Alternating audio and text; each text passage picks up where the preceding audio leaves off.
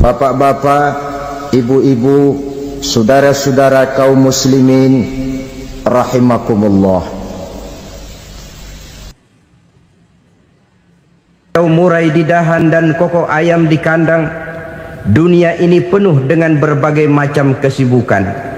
Sejak dari petani yang turun ke ladang, pedagang yang berangkat ke pasar, pelajar yang menuju sekolah, sampai kepada pegawai yang berangkat ke kantor, seluruhnya tidak lain untuk mencari sesuatu yang bernama bahagia. Setiap orang menginginkan kebahagiaan, dan tidak seorang pun menginginkan kesengsaraan dalam kehidupan ini. Namun nyatanya tidak setiap orang yang ingin bahagia mengetahui jalan yang harus ditempuhnya untuk sampai kepada kebahagiaan itu. Maka pada kesempatan pertemuan kali ini saya ingin menyampaikan sebuah hadis dari junjungan kita baginda Nabi besar Muhammad sallallahu alaihi wasallam yang termuat dalam kitab Mukhtarul Ahadits An-Nabawiyah, di mana beliau bersabda, arba'un min sa'adatil mar'i.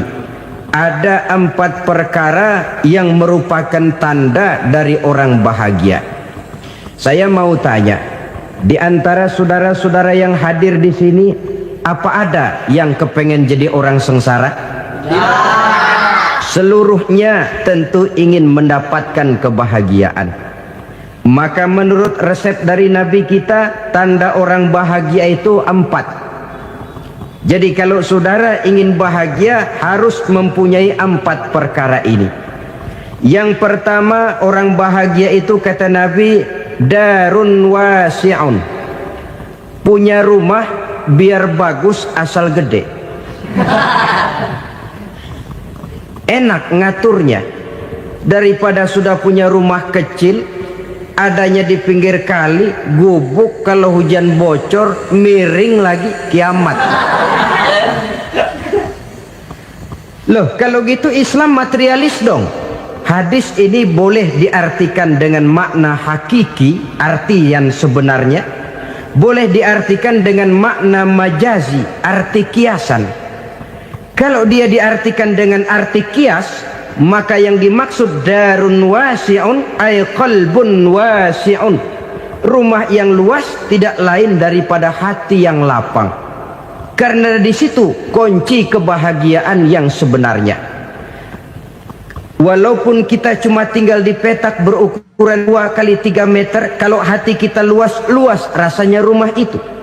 Tapi biar rumah kita halamannya saja puluhan ribu hektar, ada kolam renangnya, kamar tidurnya tidak lagi terhitung.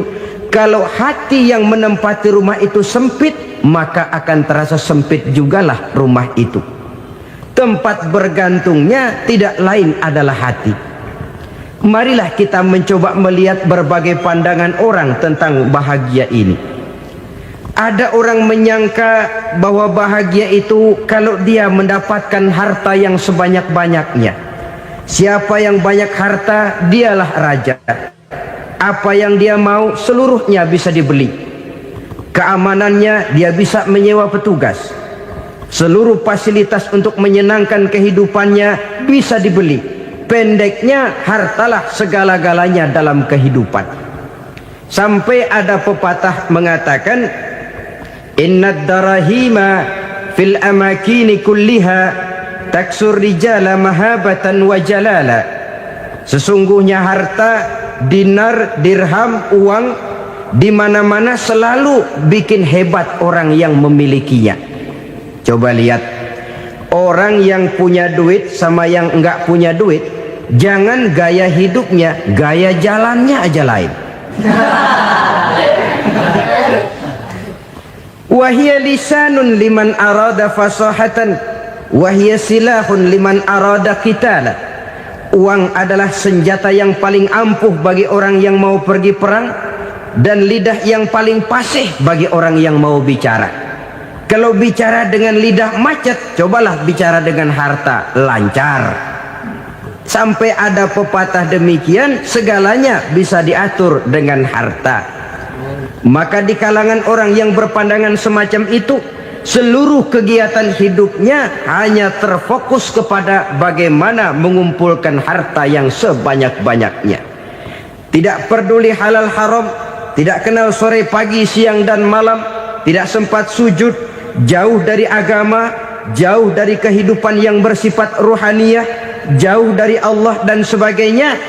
Sampai dalam Al-Quran dikelompokkan dalam kelompok yang dinamakan lumazah.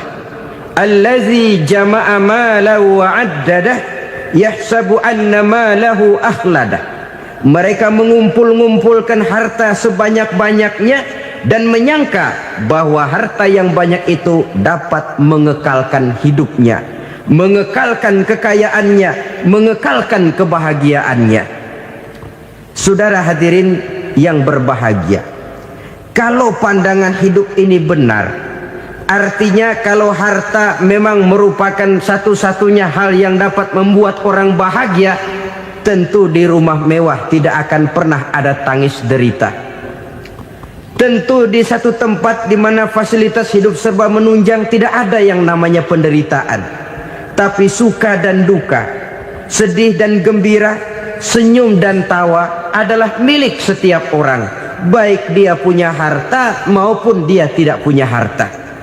Nyatalah bahwa harta semata-mata bukan merupakan jaminan bahwa orang akan bahagia, walaupun tanpa harta orang sulit untuk bahagia. Saya mau cerita, ada orang super kaya, namanya Aristotle Onesimus, raja tanker Yunani. Dia punya kapal tanker saja konon sampai 11 banyaknya. Punya perusahaan penerbangan yang disebut Olympic Airlines. Punya hotel di berbagai kota besar di dunia ini, sejak dari New York, London, Paris, Rome dan sebagainya. Bahkan punya pulau yang dia namakan Pulau Scorpio. Ini kan namanya sudah kaya nggak tanggung-tanggung, punya pulau. Nah, dia punya 2 orang anak, yang satu laki-laki namanya Alexander, yang satu perempuan namanya Maria Onesimus. Seluruh harapannya tertumpah kepada anak lakinya Alexander ini, yang akan meneruskan usahanya, meneruskan kekayaannya, meneruskan dinastinya. Apa yang terjadi? Ternyata anak yang dia harapkan yang bernama Alexander ini mati muda dalam kecelakaan pada waktu dia olahraga. Apa olahraganya? Namanya olahraga anak orang kaya, golongan jet set. Olahraganya olahraga pesawat terbang. Jatuh, ya nggak kapungut, habis mati. Tinggal satu anak perempuannya, Maria Onesimus. Tapi anak perempuan ini juga malah urakan. Terakhir dia pacaran, bahkan kemudian kawin sama orang Rusia. Rupanya Aristotle Onesimus ini broken. Kekayaannya yang berlimpah ruah, perusahaannya yang begitu banyak, siapa yang akan meneruskan? Siapa yang akan menggantikan? Sampai kemudian dia mengurung diri di Pulau Scorpio dan mati di sana secara mengenaskan. Seorang multi jutawan, seorang yang super kaya, mati menyendiri di pulau sepi. Ibarat kata pepatah, anak ayam mati di lumbung. Bukan kekurangan makanan, keurugan makanan. Begitu kehidupan Aristotle Onesimus. Dan banyak orang-orang yang sudah demikian kaya sampai dibingungkan oleh kekayaannya sendiri. Telusurilah kehidupan David Rockefeller misalnya, Henry Ford misalnya, Adnan Khashoggi misalnya. Multi jutawan yang kadang-kadang dibuat keder oleh kekayaannya sendiri. Pantas ketika Imam Ali ditawarkan orang, "Ya Ali, kalau kepadamu disuruh pilih ilmu atau harta, kau pilih mana?" Ya jelas pilih ilmu dong. Kenapa? Pertama, ilmu kalau kita berikan kepada orang lain tambah. Tapi harta kalau kita berikan kepada orang lain kurang. Saudara punya uang 10.000, dibagi orang 5.000, jelas uang saudara berkurang. Tapi saudara punya ilmu diberikan kepada orang lain bisa, saudara pun makin mantap. Tidak lantas jadi bodoh karena ngajarin orang. Saudara bisa Fatihah lalu mengajarkan orang Fatihah. Orang bisa, saudara pun makin hafal. Tidak lantas setelah diajarin orang ilmunya hilang. Begitu datang dia minta orang, tolong ajarin saya Fatihah, udah habis, nggak ada.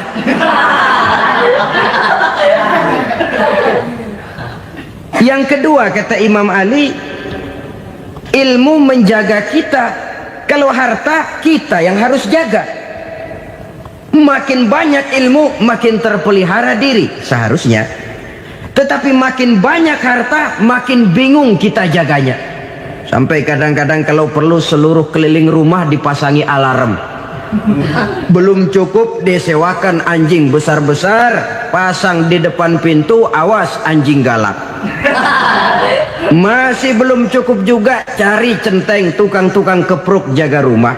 Masih terasa belum aman, padahal rumahnya dikelilingi tembok besar. Di balik tembok ada pintu-pintunya tebal. Di balik pintu itu terbuka masuk kamar, kamar pun ada pintunya, pintunya pun kuat. Masuk ke dalam kamar ada lemari, lemarinya pun pintunya kuat, dikunci, kuncinya pun kuat. Tapi terhadap seluruhnya yang timbul cuma sekedar was-was saja. Kesimpulannya sekali lagi, tanpa harta orang memang sulit untuk bahagia. Tapi harta semata-mata tidak merupakan jaminan orang akan bahagia. Dengan hati yang luas, itu modal utama untuk mencapai kebahagiaan hidup. Orang yang hatinya luas, saudara-saudara, punya hati yang lapang, melihat kenyataan hidup ini, dia bersyukur senantiasa kepada Allah. Lantas tidak timbul hasud dan iri hatinya. Oleh karena itu jiwanya selalu lapang. Kalau tidak, cupik hati namanya, dangkal pandangan, tidak senang melihat orang lain dapat nikmat, dan itu sering dijadikan contoh. Kalau orang yang lapang dada, dia lihat tetangganya beli TV baru, dia berkata, alhamdulillah ya, tetangga kita beli TV, mudah-mudahan kita bisa ikut nonton. Lapang dadanya. Tapi orang yang sempit hati, lihat tetangga beli televisi, meriang. Enggak diapa-apain, meriang. Besoknya dengar tetangga beli motor, makin sakit, ke rumah sakit. Lalu di rumah sakit dengar tetangganya beli mobil, mati. Disiksa oleh perasaannya sendiri. Orang kalau hati sudah sempit dalam hidup, kemanapun dia pergi, sempit rasanya medan kehidupannya. Kemudian kita melihat juga ada orang yang menilai bahwa bahagia itu katanya kalau punya kedudukan yang tinggi, pangkat yang agung, wibawa yang besar. Mungkin betul, tapi mungkin juga tidak. Bergantung kepada hati orang yang punya pangkat itu. Sama dengan harta tadi. Harta akan membawa bahagia kalau dia jatuh ke tangan orang yang berhati lapang. Tapi harta akan jadi bencana kalau jatuh ke tangan hati orang yang sempit. Pangkat akan membawa bahaya kalau jatuh di tangan hati orang yang sempit. Lebih dari itu, kenyataan mengajarkan kepada kita bahwa ternyata pangkat dan jabatan tidak selamanya memberikan kebahagiaan dalam kehidupan. Bahkan resikonya kelewat besar. Beberapa bukti kita bisa ambil dari para pemimpin dunia yang menjadi korban lantaran pangkat dan jabatan yang disandangnya. Saudara ingat Presiden Abraham Lincoln dan John Kennedy dari Amerika? Dibunuh orang. Park Chung-hee dari Korea Selatan, Ziaur Rahman dari Bangladesh, Anwar Sadat dari Mesir, terakhir Indira Gandhi dari India, menjadi korban dari pangkat dan jabatan yang disandangnya dari orang-orang yang tidak senang dia memegang jabatan itu. Dia akan mudah mengundang bencana, sehingga pantas kalau seorang presiden terkemuka Amerika, Harry Truman namanya, dia mengatakan jabatan presiden itu, kata dia, seperti orang nunggang macan, naik macan. Harus kita taiki, kalau enggak dia bakal nerekam kita. Ngeri katanya. Adapun orang yang hatinya lapang, kalau dia menerima pangkat dan jabatan, dianggapnya itu satu kesempatan untuk berbuat baik. Tapi orang yang berhati sempit, menerima pangkat dan jabatan, bukan kadang-kadang menerima, malah berusaha setengah mati mencapai dengan segala cara. Kalau perlu jilat atas, jilat atas. Jadi golongan sumuhun dawuh. Jadi kelompok kulon nuwun, yes sir, yang kerjanya cuma oke bos. Kalau perlu jilat atas, jilat atas. Kalau perlu injak yang bawah, injak yang bawah. Perlu sikut kiri kanan, sikut kiri kanan. Yang penting pangkat dapat, jabatan dapat. Orang yang semacam ini, kalau sudah mempunyai pangkat dan jabatan, biasanya dia tidak menganggap itu sebagai amanah, tidak menganggap sebagai kesempatan berbuat baik, tapi malah kesempatan untuk memperturutkan hawa nafsunya yang dilatar belakangi oleh kesempitan hatinya tadi. Apalagi kalau orang memperoleh pangkat karena banyak mengeluarkan uang. Seakan-akan pangkat dan jabatan itu sekarang macam proyek, pakai tender. Siapa yang berani bayar segini naik, nggak berani minggir. Padahal logikanya, kalau orang mencapai satu jabatan karena banyak mengeluarkan uang, hampir bisa dipastikan bahwa setelah jabatan itu dia pegang, langkah pertama yang akan dilakukannya ialah berusaha bagaimana uang yang dia keluarkan supaya kembali. Ya paling kurang pulang modal dulu dong. Soal mikirin rakyat soal nanti, tapi ini modal harus pulang. Itu celakanya kalau orang memperoleh pangkat dan jabatan cuma karena banyak mengeluarkan uang. Jarang orang yang mempunyai keyakinan dan pandangan bahwa pangkat dan jabatan merupakan amanah. Jadi sekali lagi, pangkat dan jabatan mungkin saja membawa kebahagiaan kalau jatuh ke tangan orang yang berhati lapang. Tapi bisa jadi bencana kalau dia jatuh ke tangan orang yang mempunyai hati yang sempit. Dan lagi-lagi stresnya hati yang lapang. Lalu sebagian orang, saudara, ada yang berpandangan katanya bahagia itu kalau jadi orang terkenal, mempunyai popularitas, menjadi idola di kalangan remaja, di kalangan orang tua, di segala lapisan masyarakat. Padahal makin populer orang makin terikat dia. Ya kalau macam kita ini kan nggak punya nama, nggak populer, tengah malam buta mau nongkrong di warung Tegal aman. Tapi pangkat, jabatan, kedudukan, popularitas menyebabkan kita diikat dengan berbagai macam peraturan. Cuma mandi sama ke WC saja yang nggak dikawal.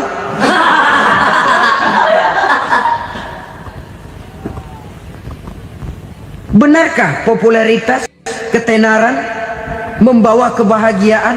Mungkin, ya, tapi mungkin juga tidak. Kenapa? Banyak orang-orang populer yang mengakhiri hidupnya secara tragis. Kita ambil beberapa nama. Di Amerika tahun 60-an ada bintang seksi paling terkenal yang dijuluki sex bomb, bom seksi.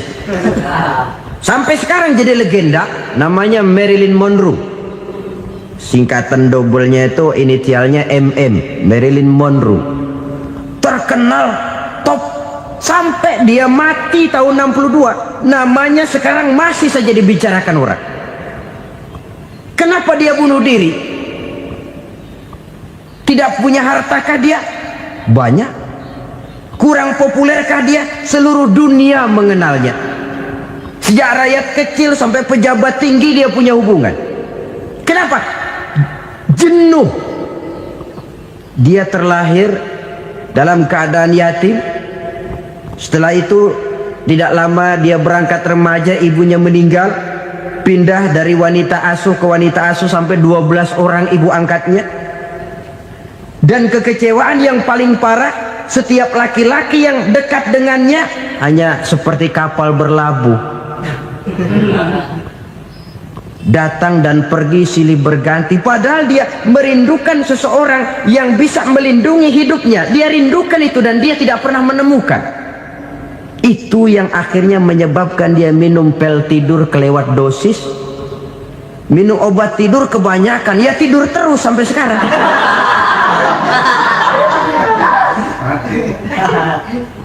Dia mengakui, saya telah memiliki ketenaran, tapi saya tidak pernah hidup dalam ketenaran itu. Saya pandai main sandiwara, tapi saya ingin hidup dalam alam yang real sebagaimana umumnya orang. Itu yang dia rindukan. Menyusul jejak yang namanya Marilyn Monroe ini, Billie Holiday, saudara kenal tentu, di rumah sakit dirawat. Dia juga minum obat overdosis, mati lagi. Jimi Hendrix minum obat tidur overdosis kelewat batas, mati lagi. Lalu yang menghanyutkan diri di danau, Janis Joplin dan Brian Jones. Ini orang-orang populer, orang-orang terkemuka yang mengakhiri hidup secara tragis, bukan karena tidak terkenal, mungkin karena sudah saking terkenalnya. Contoh paling belakangan, Bruce Lee. Wah, ini tukang-tukang keprok tentu kenal siapa dia. Sampai sekarang pun tabir kematiannya masih merupakan misteri. Dan yang masih hidup juga menunjukkan gejala yang aneh. Michael Jackson, rumahnya di Beverly Hills itu dijaga sedemikian rupa, dan dia selalu curiga kepada setiap makanan harus steril, bersih dari segala macam kimia. Kemana dia pergi, itu tukang-tukang keprok sudah selalu menjaga dan mengawal, dan dia seakan takut menunjukkan mukanya yang asli. Hingga kalau tampil ke tengah di luar show, dia kadang memakai pakaian yang tidak menunjukkan dia yang sebenarnya, takut dikenali orang.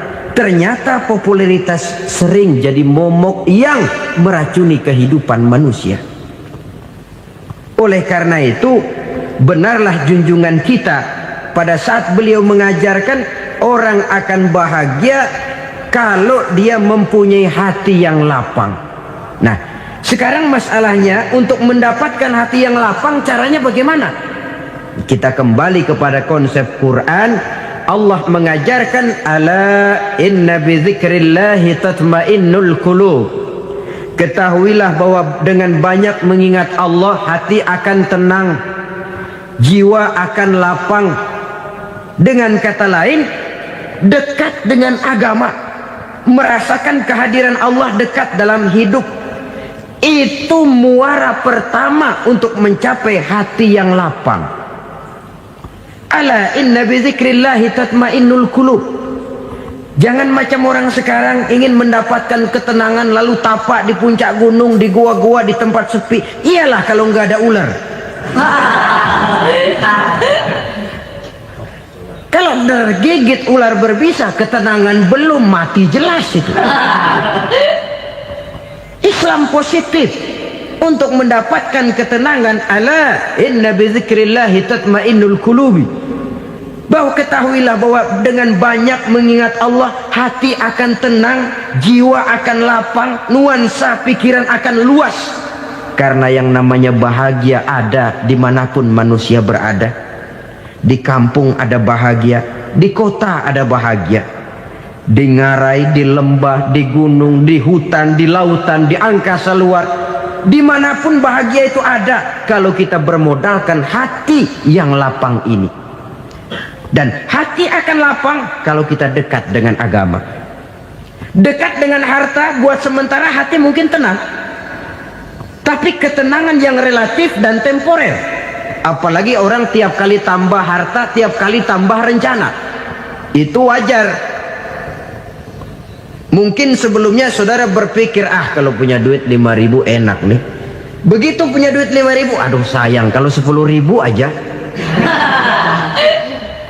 Tiap kali tambah harta, tiap kali lain rencana. Semakin banyak rencana, makin menjauhkan kita dari yang namanya ketenangan. Padahal ketenangan merupakan unsur utama untuk mencapai bahagia. Dan ketenangan itu bermuara dalam hati manusia. Tengoklah kehidupan ini. Orang yang banyak harta dengan orang miskin, berbedakah rasa sakit yang mereka tanggungkan? Rasanya tidak. Walaupun si kaya tidur di kasur empuk berselimutkan sutra mahal, sementara si miskin meringkuk di balai bambu yang keras dan kasar. Apabila maut datang, dia juga tidak pernah pilih bulu. Maut datang menjemput si kaya di singgasana keemasannya, dikelilingi oleh para pengasuh, dayang dan inang serta para pengawal. Dan maupun datang menjemput si miskin papa sehingga ia tergelepar di tepian jalan. Kedua-duanya bernama mati. Kalau nyata bahwa sakit yang ditanggung si kaya tidak beda dengan sakit yang ditanggung si miskin, bukan harta semata yang membuat orang bahagia. Hati yang tenang, jiwa yang lapang penuh kedamaian karena banyak berzikir dan mengingat Allah, itu merupakan modal utama untuk mencapai sesuatu yang bernama bahagia.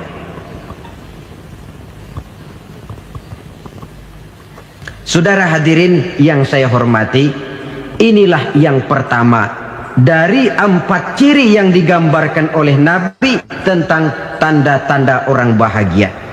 Dan harus berangkat dari yang pertama ini, hati yang lapang. Ini yang harus kita miliki lebih dahulu. Baru nanti akan menyusul kepada poin yang ketiga, kedua, dan selanjutnya. Sebab kalau hati sudah terisi dengan jiwa yang lapang, seluruh persoalan insya Allah akan bisa kita atasi dengan sebagaimana mestinya. Yang kedua sekarang, tanda orang bahagia menurut baginda Nabi, markabun syariah. Orang bahagia itu, kata beliau, punya kendaraan biar cepat asal lancar. Artinya kemana dia mau pergi mudah. Apa maksud hadis ini? Kalau kita kaji lebih dalam, kendaraan itu kan alat transportasi. Transportasi tidak lain adalah usaha memudahkan komunikasi. Pindah dari situ kepada teori bahwa manusia adalah zon political, makhluk bermasyarakat yang tidak bisa memenuhi kebutuhan hidupnya secara sendirian. Kita memerlukan keberadaan orang lain dalam kehidupan ini.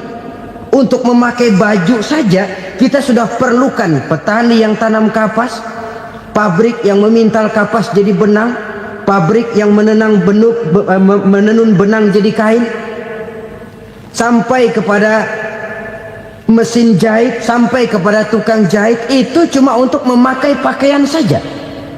Tidak seorang pun di antara kita yang sanggup memenuhi kebutuhan hidupnya secara sendiri. Kita perlu orang lain. Maka kebebasan dalam arti mutlak, kebebasan tanpa batas, itu tidak mungkin ada dalam kehidupan. Karena kita mengadakan yang disebut interaksi sosial. Setiap kegiatan kita tentu melibatkan orang lain. Menurut kita barangkali kita bebas jalan di jalan raya semaunya, tapi orang lain berkendaraan pun merasa bahwa ini ada juga jalan haknya, dan begitu selanjutnya. Oleh karena itu, maksud dari kendaraan yang cepat ini adalah khulata'uhu ma'as solihin.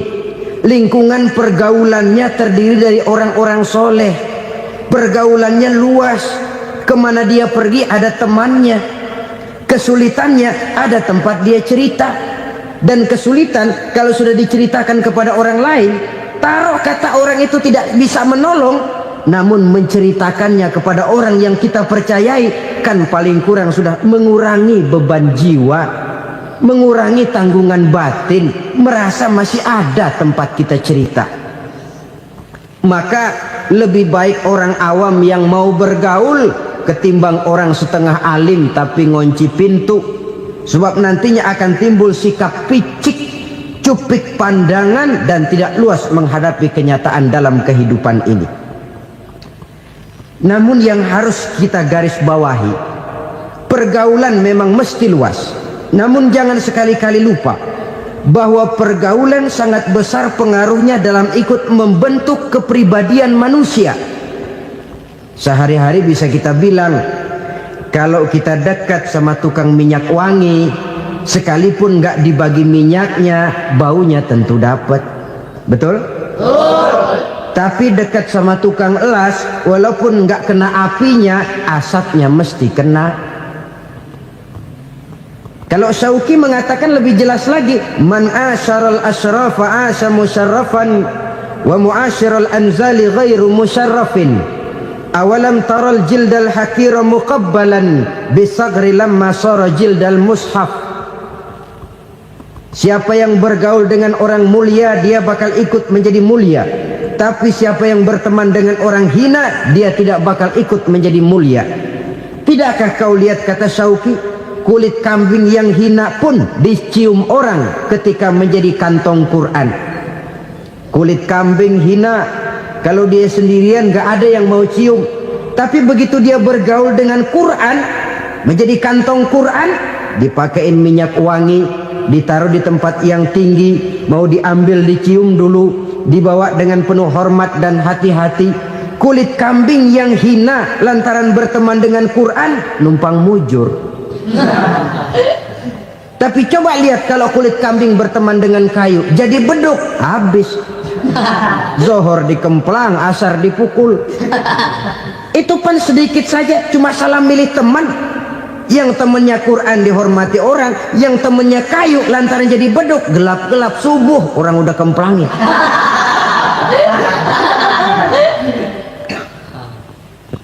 Maka terutama kepada adik-adik remaja yang masih mencari identitas diri, yang ibarat kaset masih kaset kosong, mudah diisi oleh apapun, pandai-pandailah memilih teman dalam bergaul. Karena banyak orang yang tadinya baik-baik, ketika terseret dalam pergaulan dengan orang yang tidak baik, kebaikannya menjadi lentur dan luntur. Tapi berapa banyak bajingan-bajingan tengik, orang-orang yang berlumur noda dan dosa, tiap hari melakukan maksiat, namun bergaul dengan orang yang baik-baik, pada akhirnya sedikit demi sedikit beringsut dan berangsur dia terbiasa mengikuti kebaikan-kebaikan. Saya tekankan ini kepada remaja karena mereka masih mencari identitas diri. Apa yang mereka lihat mereka mau, apa yang mereka dengar mereka ingin tahu. Coba lihat kehidupan remaja. Pulang nonton film Rambo, pengen jadi Rambo, gagah, maunya belekai melulu. Pulang nonton film Superman, pengen bisa terbang. Pulang nonton India, nyanyi melulu. Wajar, mereka masih mencari identitas diri. Saya ini sebenarnya siapa? Lingkungan, pergaulan akan membentuk itu. Karena itu pandai-pandailah bergaul, karena ia sangat besar pengaruhnya dalam ikut membentuk kepribadian manusia. Apalagi sifat yang jelek lebih cepat menularnya ketimbang sifat yang baik. Sifat yang baik, watak yang soleh itu lambat sekali untuk menular. Tapi yang tidak baik, kan prosesnya mah kalau remaja biasanya mula-mula dengar. Karena dengar lalu pengen tahu. Karena pengen tahu lalu ngeliatin. Begitu ngeliatin kan pengen nyobain. Setelah nyobain ketagihan. Nah, ini prosesnya. Yang namanya ganja, morfin, narkotik, awalnya kan begitu. Mula-mula denger, katanya kalau sudah fly to the sky, sudah melayang ke langit, katanya disitulah puncak kebahagiaan. Mulanya cuma denger. Karena denger pengen tahu. Karena pengen tahu lalu ngeliat, kumpul sama orang yang suka ngeganja. Setelah ngeliat, nah pengen ngerasain. Begitu ngerasain enak juga, ketagihan. Kalau sudah ketagihan jadi penyakit kronis, bisa merembet kepada yang lain. Iya, kalau orang tuanya mampu untuk beli morfin, beli ganja. Kalau tidak kan pikirannya ngayap, jemuran siapa ya gue sabet. Timbullah perbuatan-perbuatan negatif yang bermula dari salah pergaulan. Apalagi buat adik-adik remaja yang tinggal di kota-kota besar, yang pengaruh budaya, pengaruh kesenian, pengaruh struktur kehidupan yang nampak makin individualistis, di mana persaingan tajam, tensi ekonomi tinggi, orang mudah mengalami stres. Pandai-pandailah dalam bergaul, sekali lagi, karena ia sangat besar pengaruhnya dalam ikut membentuk kepribadian manusia. Orang bahagia punya kendaraan yang cepat, artinya punya pergaulan yang luas, dan lingkungan pergaulannya terdiri dari orang-orang yang soleh. Kemana dia pergi ada teman, kesulitannya ada tempat dia cerita. Tapi kalau sudah menyendiri, hidup sendiri, kesulitan dipikiri sendiri, bisa mati belum waktunya. Tidak ada tempat berbagi rasa, tidak ada tempat bercerita, tidak ada tempat mengurangi beban dalam kehidupan. Pantas betul kalau Islam sangat menggalakkan dan menganjurkan orang kalau sudah sampai waktunya itu untuk melangsungkan nikah. Kata Nabi, ya ma'syaras syabab man istata'a minkumul ba'at falyatazawwaj. Hai para pemuda, kalau sudah mampu memberi nafkah, kawinlah, nikahlah kamu. Kenapa? Sudah ada teman hidup, tempat berbagi rasa. Kesulitan kalau ada tempat cerita akan lebih ringan ketimbang kita telan sendiri, walaupun bobot kesulitannya sama beratnya. Saudara-saudara kaum muslimin rahimakumullah, inilah ciri yang kedua, punya kendaraan biar cepat asal lancar. Kemana kita mau pergi gampang. Dengan kata lain, setelah hati yang luas, pergaulan yang luas. Dua. Yang ketiga sekarang, tanda orang bahagia itu menurut Nabi, misbahun mudhi'un, punya lampu yang terang.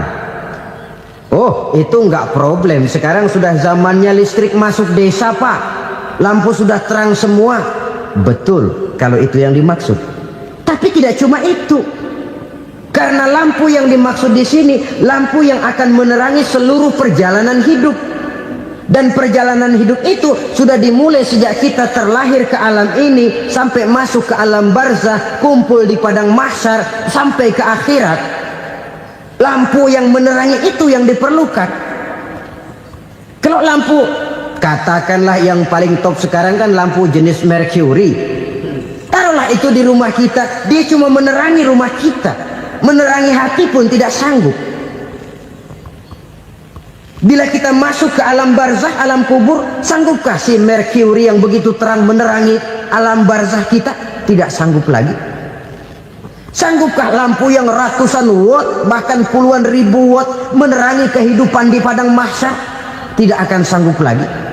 Kalau demikian, yang dimaksud lampu yang terang di sini apa? Tidak lain amal soleh, kebajikan yang kita lakukan dalam hidup. Itu yang akan jadi lampu penerang. Di dunia nama kita akan terang. Jasad kita boleh hancur terkubur tanah, tapi nama kita akan dikenang orang. Begitulah kalau orang meninggalkan kebajikan dalam hidup seperti sekarang. Ribuan orang tiap saat berziarah ke kubur Imam Syafi'i, ke kubur Imam Malik, ke kubur Imam Ghazali, ke kubur orang yang baik-baik, orang yang soleh-soleh. Kebajikannya yang ditinggalkan, yang mengukir namanya dengan tinta emas, sehingga saudara sudah terbaring di alam kubur. Orang lewat, Allah, ini kuburannya Fulan bin Fulan, dulu ini kebaikannya Masya Allah, saya ikut merasakan. Mari kita mampir sebentar, kita Fatihah, mohon disampaikan Allah pahalanya kepada almarhum. Al-Fatihah. Itu kalau orang baik-baik. Lalu saudara tanya, Pak, orang mati dikirimin Fatihah apa nyampe pahalanya? Saya jawab, kalau saudara nggak percaya, mati dulu dah. Nanti saya Fatihain, tungguin di sana. Umpama nggak sampai, balik lagi kemari. Sekarang ini kan maunya otak-otakan saja. Kalau nggak masuk otak, nggak percaya. Padahal alam gaib itu nggak bisa diotak-otakin. Sama saja dengan saudara pernah dengar cerita kapal tanpa emas tenggelam kan? Pernah nggak? Di mana? Lembo. Ya, di laut Masa Lembo. Begitu ketampung Mas tenggelam, ratusan penumpang itu terjun ke laut, dipermainkan gelombang, berjuang menghadapi maut itu. Orang lagi timbul tenggelam di lautan, dihantam ombak, kita tengokin pakai helikopter. Pak, lagi timbul tenggelam ya? Iya, tolongin. Jangan khawatir Pak, nih saya kirim intan Pak, harganya 10 juta. Kira-kira orang yang timbul tenggelam di laut seneng nggak? Tidak. Kan mahal toh intan 10 juta. Kenapa dia nggak senang? Karena intan 10 juta dalam kondisi seperti itu tidak sanggup menyelamatkan dia. Dia akan girang kalau dikirimin ban mobil bekas, dikirimin papan terentang atau bambu. Intan yang 10 juta dia nggak girang, ban mobil bekas yang 1000 perak tuh pegang, itu yang dia girang betul. Inilah sebabnya Nabi berkata, mal mayyitu fi qabrihi illa kal ghariqil mutaghawwis. Orang yang meninggal di alam kuburnya seperti orang timbul tenggelam di lautan. Yantaziru da'watan min ahli, menunggu doa dari keluarganya yang masih hidup. Duh, bapak saya sudah meninggal, saya sayang benar sama dia. Kirimin kulkas ke kuburannya Itu sama saja dengan tadi orang tenggelam di lautan dikirimi intan yang harganya 10 juta, ndak sampai. Begitulah kalau kebajikan yang kita tinggalkan dalam hidup, sudah mati pun kubur kita masih diziarahi orang. Tapi kalau jahat yang kita tinggalkan, boro-boro lah orang mau doa lewat dekat kuburan kita juga serem. Tuh bajingan dulu mati dipendem di situ tuh. Jangan lewat situ, ntar kesurupan, jangan. Lewat saja orang ngeri. Konon lagi membacakan Fatihah dan mengirimkan doa. Hidup pada hakikatnya adalah kesempatan untuk berbuat baik. Maka sekali kesempatan itu diberikan, manfaatkan dengan sebaiknya. Sebab kesempatan kedua tidak akan pernah ada. Kesempatan berbuat baik di sini, di akhirat sudah pembalasan namanya. Sekali kesempatan itu dicabut, dia tidak akan pernah dikembalikan lagi. Kata Iqbal, hidup tidak mundur ke belakang, Bung. Berhenti diinjak orang, mundur hancur. Tidak ada kata mundur dalam hidup ini. Berhenti diinjak orang, mundur kecebur. Tidak ada kata lain, harus maju dalam kehidupan dalam artian yang positif. Hidup adalah kesempatan untuk mengumpulkan kebajikan yang sebanyak-banyaknya. Di situ nilai daripada manusia. Sekarang ini memang nggak kelihatan kok, orang yang banyak pahala sama yang banyak dosa nggak kelihatan kok. Barangkali kalau habis bikin dosa palanya pada benjol, mungkin orang takut sama dosa. Tapi sekarang sama saja, orang yang banyak dosa dengan yang nggak banyak dosa jalan bareng dari belakang, sama, nggak kelihatan beda. Tapi ada waktunya di mana pahala memegang peranan, di mana dosa diperlihatkan. Sama saja kalau kita bawa mobil siang, lampu kan nggak begitu berfungsi. Apa lalu bilang, alah ini lampu berat-beratin, copot-copotin aja dah. Tidak perlu begitu. Kenapa? Pada suatu saat malam senja akan datang. Bila matahari terbenam, senja pun datang, gelap mulai merayap, disitulah baru terasa perlunya lampu. Pahala begitu. Sekarang orang yang nggak ada pahalanya nggak kelihatan dalam kehidupan. Tapi pada suatu saat senja kehidupan akan datang. Ajal merenggut nyawa, malam merayap, dan hidup mulai diliputi kegelapan di alam barzakh. Dikala itu kalau nggak punya lampu, alangkah malangnya kita. Sebab amal yang baik, kata Nabi, di alam barzakh itu akan diciptakan menjadi perempuan yang cantik menemani kita. Amal yang jahat akan menjadi orang yang paling jelek nemenin kita. Udah di tempat gelap yang nemenin jelek.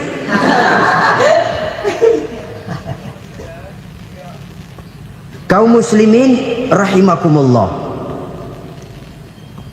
Kalau demikian masalahnya, tergantunglah kita pandai memanfaatkan waktu. Al-waktu kasayf, waktu itu cepat sekali. Yang namanya waktu itu tahu-tahu.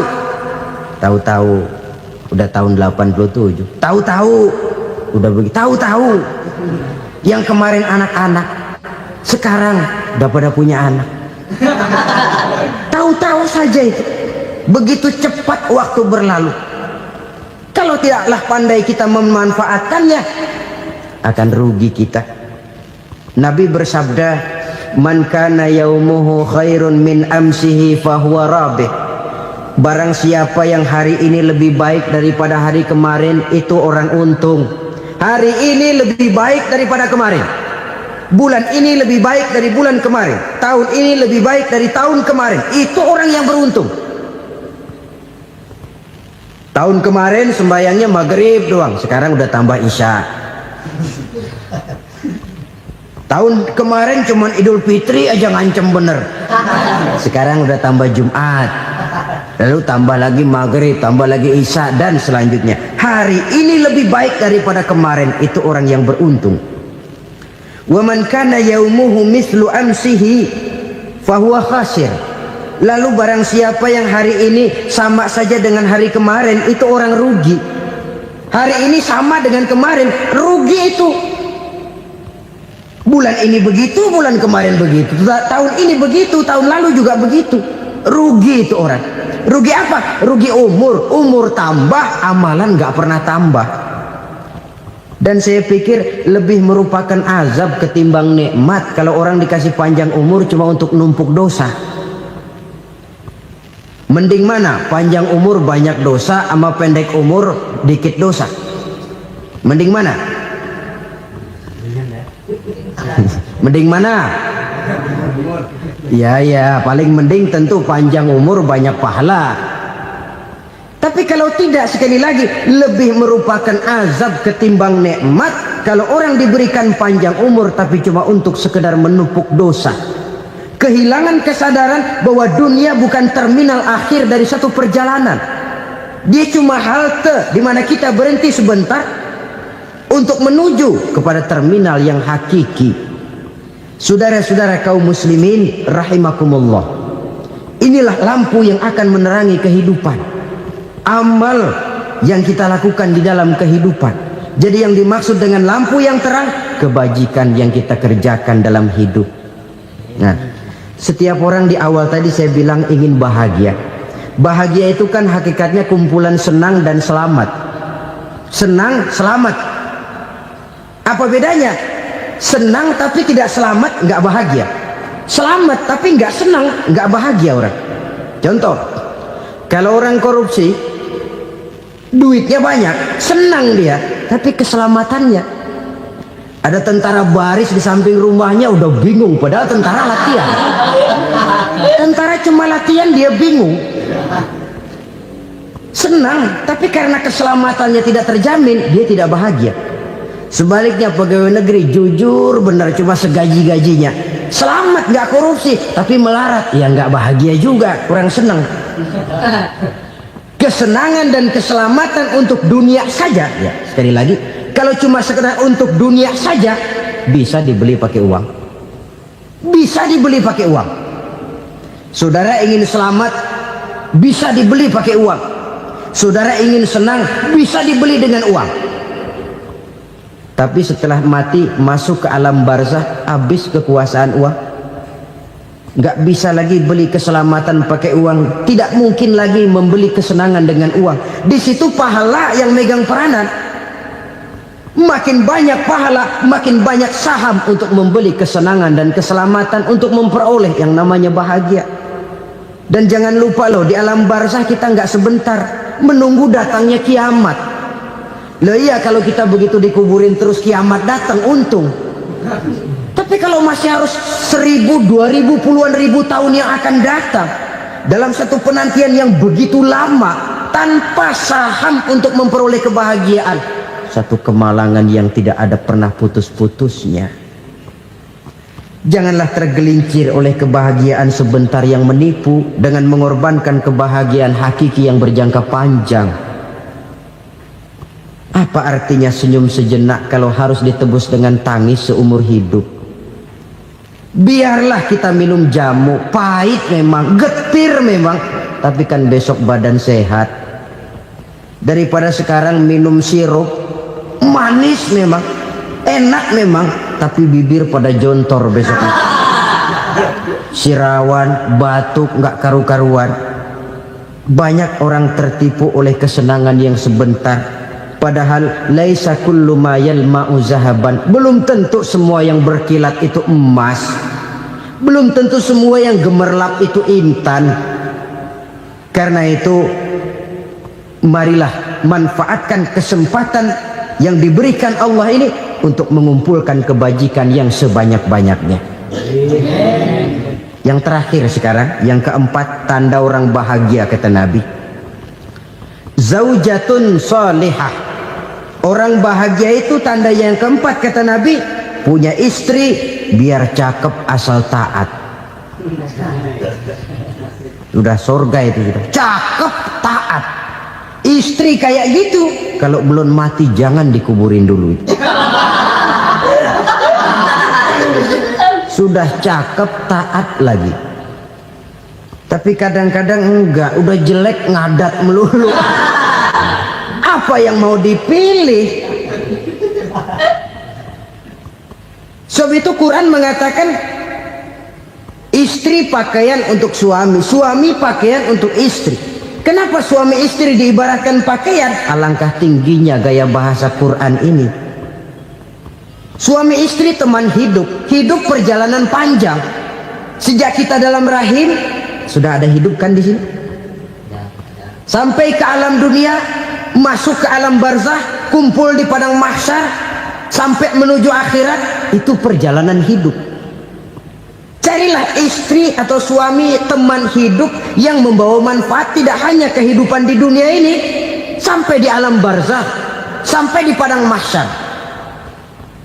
Suaminya mungkin meninggal lebih dulu, atau istrinya mungkin meninggal lebih dulu, tapi suami atau istri yang masih hidup berbuat kebajikan. Suami saya meninggal, ada hartanya, saya sedekahkan, niat pahala untuk almarhum suami saya. Ini teman hidup, tidak dibatasi dan tidak bisa dipisahkan oleh maut sekalipun. Zohirnya mungkin pisah, badannya mungkin pisah, tapi hatinya, jiwanya, kebersamaannya dalam menghadapi kehidupan. Karena itu saudara-saudara, bahasa Quran indah. Suami istri diibaratkan seperti pakaian. Apa fungsi pakaian? Pertama, pakaian jadi kebanggaan. Artinya suami harus menjadi kebanggaan istri, istri harus jadi kebanggaan suami. Yang kedua, pakaian itu kan fungsinya menutup aurat. Artinya sesama suami istri harus saling menjaga kekurangan masing-masing. Jangan malah sesama suami istri saling membongkar rahasia dan aibnya sendiri-sendiri. Istrinya diceritain jeleknya di mana-mana, atau suaminya dibongkar rahasianya di pasar umum. Itu sudah tidak lagi berfungsi sebagai pakaian. Kenapa semua ini diperlukan? Karena kita menyadari bangsa yang baik terdiri dari masyarakat yang baik. Masyarakat yang baik merupakan susunan dari warga yang baik. Warga yang baik adalah terdiri dari rumah tangga yang baik. Dan rumah tangga yang baik merupakan susunan dari pribadi yang baik. Dari situ langkah dimulai. Membangun satu bangsa yang baik diawali dengan membangun rumah tangga yang baik, dengan menciptakan pribadi-pribadi yang baik. Sehingga dari sini diharapkan berkembanglah nilai-nilai kebaikan. Orang akan bahagia mempunyai istri yang soleh. Kenapa? Tidak ada seorang suami bisa sukses jadi apapun dia, apapun profesinya. Dokterkah, kiaikah, mubalikah, petanikah, pengusahakah, pejabat tinggikah, tidak ada seorang suami yang bisa sukses tanpa peran serta istrinya. Walaupun memang peranan itu tidak begitu kelihatan, tapi sangat menentukan. Karena itu, saudara hadirin yang saya hormati, Islam sangat menghargai kaum wanita, memberikan kedudukan yang tinggi sepanjang tidak mematikan kodrat kewanitaannya. Nah, kalau sudah kesuksesan ini diawali dari rumah tangga, karier di masyarakat mudah untuk dikejar. Tapi keberantakan di rumah tangga merupakan kegagalan pertama di tempat lain. Nah, inilah saja yang dapat Al-Fakir sampaikan pada pertemuan kali ini.